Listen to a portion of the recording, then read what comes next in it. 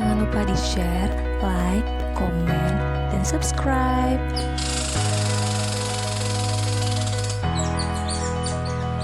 Selamat berjumpa kembali di segmen Fenomena Island Psikologi Consulting. Kali ini kita akan membahas fenomena yang menjadi pro dan kontra di masyarakat. Baru-baru ini kita dikejutkan dengan semakin maraknya tren atau fenomena di mana public figure ramai-ramai memamerkan kekayaannya. Sebagai contoh, memamerkan barang-barang branded, duduk di kelas eksekutif dengan menyindir public figure yang lain, membuat konten atau vlog yang menarik perhatian masyarakat, seperti membeli HP puluhan juta, menyebarkan uang di jok mobil, membuat list harga dari outfit yang digunakan, dan yang paling menghebohkan adalah memamerkan saldo ATM. Memang, keputusan untuk memamerkan kekayaan adalah hak setiap orang, namun secara sosial, apakah hal ini etis untuk dilakukan? Anda pasti bertanya-tanya, apa sih yang menjadi motif dari seseorang secara sadar memamerkan kekayaannya? Mari kita simak lebih lanjut.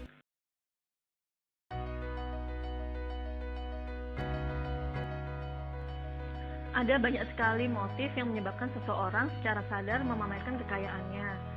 Kita tidak bisa menjustifikasi ataupun menentukan penyebabnya sebelum melakukan pemeriksaan secara psikologis secara lebih mendalam. Namun, perakiraan motifnya dapat disebabkan karena beberapa hal, di antaranya adalah yang pertama adalah masa lalu. Jika dilihat dari sisi psikologis, ternyata ada hal di masa lalu yang dapat menyebabkan seseorang menjadi tukang pamer. Karena sifat pamer yang dimiliki oleh orang dewasa tidak berbeda jauh dari sifat pamer yang dimiliki pada masa kanak-kanak. Hanya saja bedanya, pada orang dewasa lebih rasional dalam memenuhi keinginannya pada masa kecil, yaitu menemukan cara yang lebih rasional dan lebih dapat diterima dalam mengekspresikan keinginannya untuk pamer. Contohnya pada orang dewasa, ketika dia memiliki banyak keinginan, maka dia akan bekerja untuk memenuhi keinginan-keinginannya tersebut. Yang kedua, biasanya orang tumbuh menjadi tukang pamer karena terbiasa menjadi pusat perhatian. Maka ia akan berusaha semaksimal mungkin mengupayakan yang dia bisa untuk tetap mempertahankan perhatian selama ini dimilikinya. Berbeda dengan kepercayaan umum, bahwasanya orang yang pamer tersebut tidak selalu karena dia sombong, namun hanya memerlukan cinta dan penerimaan. Dan psikologi pamer sendiri dapat berakar sejak usia dini. Yang ketiga, untuk kasus public figure, bisa jadi memamerkan kekayaan ini merupakan tuntutan atau bagian dari pekerjaan, yaitu memenuhi tuntutan untuk mengikuti tren dan menaikkan popularitas. Yang keempat, dimungkinkan bahwasanya individu ini memiliki kecenderungan kepribadian narsistik.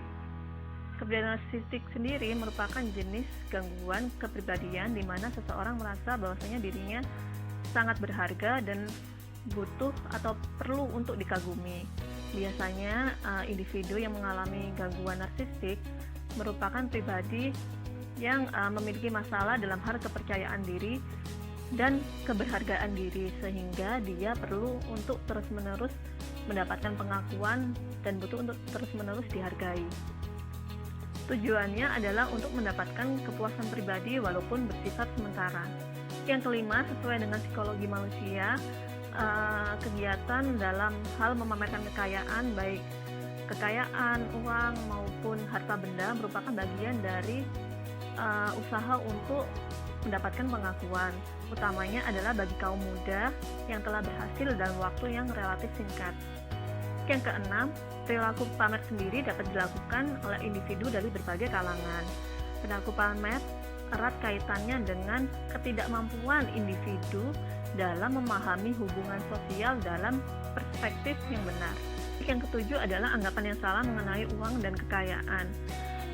Mereka pada umumnya memiliki anggapan yang salah bahwasanya uang atau kekayaan dapat menghadirkan kebahagiaan. Pada dasarnya, mereka hanya ingin meyakinkan dirinya sendiri bahwasanya uang atau kekayaan dapat menghadirkan kebahagiaan dan mereka bisa lebih bahagia daripada orang lain. Merupakan bentuk perilaku yang dilakukan agar seseorang dapat diakui, dipandang, dan diterima oleh orang lain.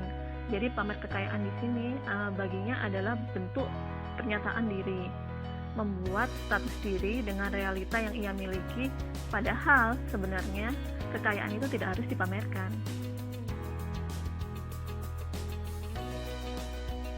Baik, yang pertama, ditakutkan bahwasanya fenomena atau tren ini akan dapat menyebabkan vlogger-vlogger maupun konten kreatif yang lain akan mencari viewers dan juga subscriber dengan cara yang tidak etis, yaitu dengan memamerkan kekayaan. Yang kedua, tidak semua orang bisa mendapatkan pekerjaan dengan gaji yang layak. Bagi mental penonton yang belum siap, hal ini dapat disikapi sebagai percontohan yang tidak baik, yaitu mengajarkan pada anak dan remaja untuk lebih bersifat materialistis dan duniawi.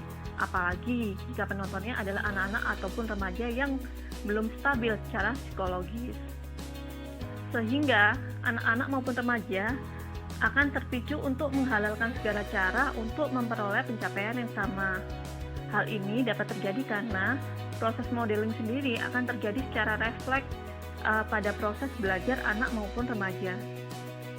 Yang ketiga, dapat mempertajam kesenjangan sosial.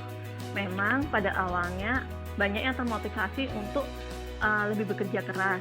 Namun seiring berjalannya waktu tidak menutup kemungkinan akan ada rasa iri ataupun sakit hati dari penonton. Hal ini dapat dikarenakan sebagai bentuk akumulasi dari kejenuhan penonton terhadap konten-konten serupa, yaitu dengan materi memamerkan kekayaan.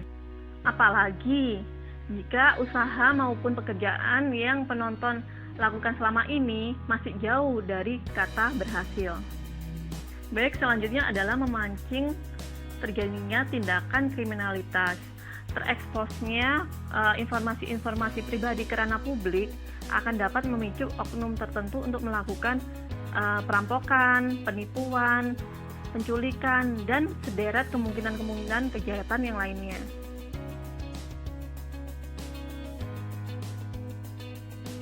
Baik, memodifikasi perilaku untuk memperoleh perubahan perilaku menjadi lebih baik lagi memang dapat dilakukan, sehingga dapat mengurangi kecenderungan pamer pada diri seseorang.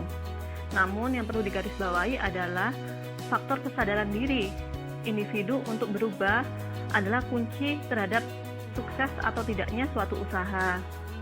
Jadi faktor internal atau kemauan individu akan lebih dominan daripada faktor suportif lainnya atau yang dikenal juga dengan faktor eksternal.